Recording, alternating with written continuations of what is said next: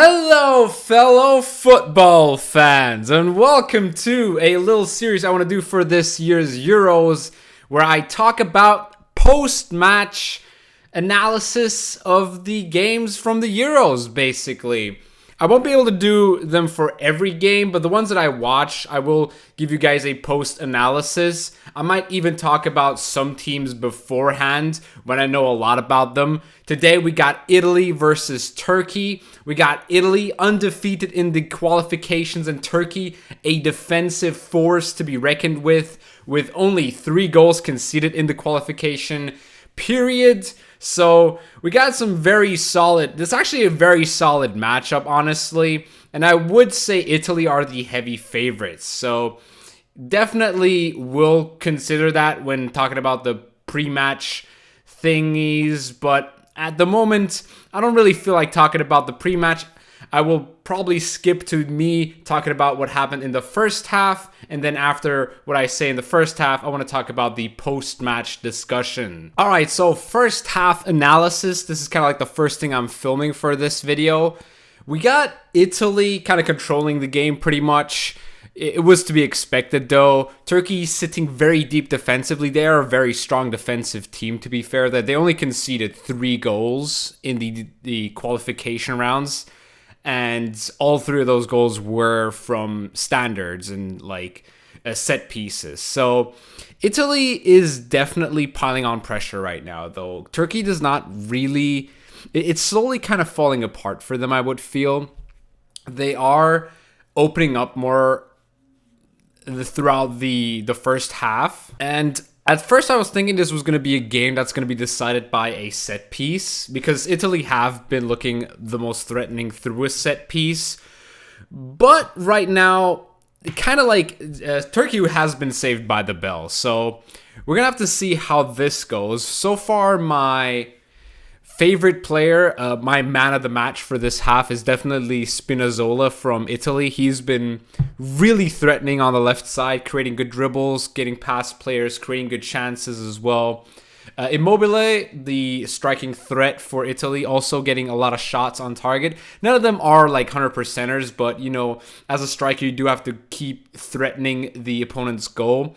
As for Turkey, not many standout players so far. I feel like Çalhanoğlu was probably the one player that stands out with like trying to create or like sort of slowing the game down, creating possession for Turkey, which was very, very important in the middle of the first half, where they had a bit of a possession play, where they had a bit of, you know, control over the game. Burak Yilmaz also very, very threatening on the attack. I love his duel with Chiellini. They've been going at it for this entire half, and it's been quite a pleasure to look at. We had a potential handball as well. So apparently they changed the rules on handballs for this Euro just to see what that's like. Not sure. I don't know how handball works. I don't think anybody really works how this how it's supposed to be handled at this point with the handball rule. During league season or Champions League, this would have been a handball 100% of the time, but apparently it was like natural movement of the run, so it can't really count as a handball or something. So VAR did not really intervene with that. And that's actually okay. I don't mind that, because I do like the way that was approached, where, you know, something like that is just like more unlucky than it is like an actual handball, I would feel like. So yeah, I would say currently though, it looks like Italy is starting to pile up pressure, but you never know what happens in the second half.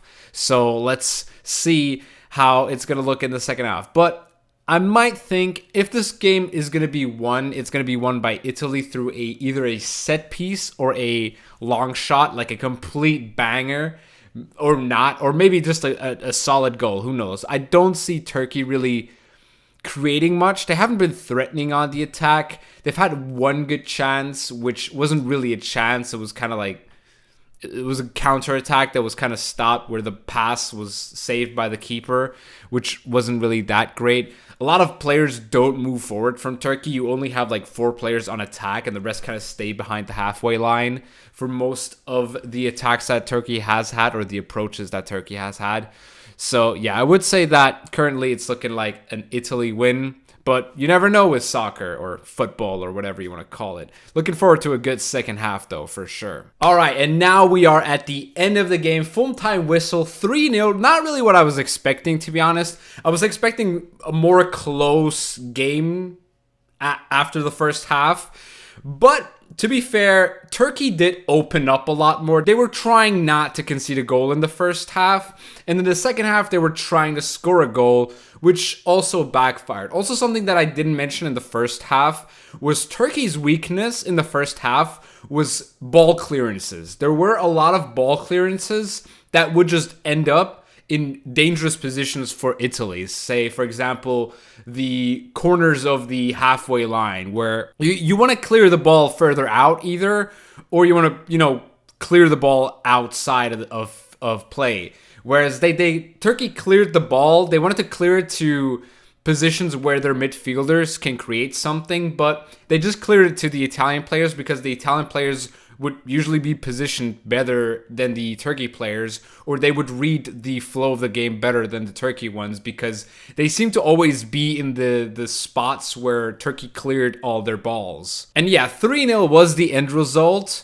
So what I mentioned earlier with the clear ball, this was the case with the third goal. The third goal was a very simple sort of goal. It was kind of gifted to them. The goalkeeper just kind of kicked it into a very dangerous position where Italy was just able to capitalize with 4 quick passes and an easy finish in the net. The first goal, you could say it was lucky since it was an own goal, but realistically, there wasn't much the defender could do there because it was either going to be the own goal or it was going to be a goal from Immobile. The whole goal was just good build-up, and you could see, and you were very able to see that Turkey was kind of just opening up spaces in their defense, which they didn't do at all in the first half. They were very compact, very tight in defense, and then suddenly in the second half, they spread out more throughout the field, which gave Italy the space that they needed to, capitalize on it and score the first goal. Second goal was pretty much the same as the first, except that it was just another, they had the space and they used the passing lanes quite well. Spinazzola with a good effort right into the keeper, which I do think the keeper of Turkey, I'm not sure if he's their first choice, but he did not come across very confident in this game. He definitely seemed like Italy was targeting him a lot because in the first half, not thinking back on it, in the first half they were taking shots from positions where a goal was not assured, but a mistake from the keeper was possible. So I think that was kind of like their line once they got into the penalty area is just like try and take shots because the keeper was not sure. He never made a really clear save as well. And yeah, in the second goal, Immobile, right place at the right time. This is what you want from your finisher. And Italy just completely outplayed Turkey, I would say. Turkey, they couldn't really produce anything as well. Italy were also really compact. Towards the end, Turkey had a chance, but there was a clearance from Chiellini as well. And at the start of the second half as well, Turkey had this little counter-attack chance where it was like a 3-on-1, but the Turkey player was kind of faster than the entire Italian backline. But in the end, obviously, the finish was a bit poor. So I would say, obviously, it's a very well-deserved win for Italy, and they are looking a very strong team. They're playing very interesting as well, because they also tried more long balls. They love their long balls. You can tell that they love to sort of play risky passes, like high risk, high reward passes when they kind of can't really establish a midfield presence, which I actually don't mind. I think this is a very underutilized form of attack in the modern football where just, like Hail Mary, it's not really Hail Mary passes, but like trying to go over the defense and just using the effectiveness of strikers and work to the back of the defender as well is also something that's not really that utilized currently. But overall, as I said, very deserved win from Italy. Hats off to them. They are looking like a very dangerous team to play against. Very effective in defense. Very energetic in the midfield. Their midfield, I didn't mention it enough, is is very strong. They have a very solid lineup in midfield where they have a bunch of box-to-box midfielders. And once, apart from Jorginho, who's more of like the holding midfielder that also creates sort of like the passing lanes and basically releases pressure for the attackers by holding the ball really well. This is something that Verratti also does, but Verratti was injured, so he wasn't really playing. But the same role that Verratti plays was kind of held off by Jorginho. I'm not sure if tactically it would be smart to play both these players, since both of these players actually play very similar styles of football where they're not the most physical or fast, but they have incredible ball control and just control over the game. They can control the game while also being able to defend. So not sure if you want to play both of these players, Jorginho and Verratti, but I was very impressed with Barella. I thought he played a terrific game. He was all over the pitch, passing, defending, creating space, very good stuff all around. But I said it in the first half, and I still will stick with it. I think my man of the match goes to Spinazzola. I would say second place would go to Barella, and then third place would go to Chiellini. I thought Chiellini was tremendous as well. Now you could say, oh, Immobile, 1 assist, 1 goal. But Immobile is the type of player that is just there when you need him to be. And yeah, of course, a goal and an assist is probably worthy of the man of the match at the end of the day. It gets you the points. But from a playing perspective in 90 minutes and what those 3 players that I gave the man of the match to did, definitely I think was more impactful throughout the entire game.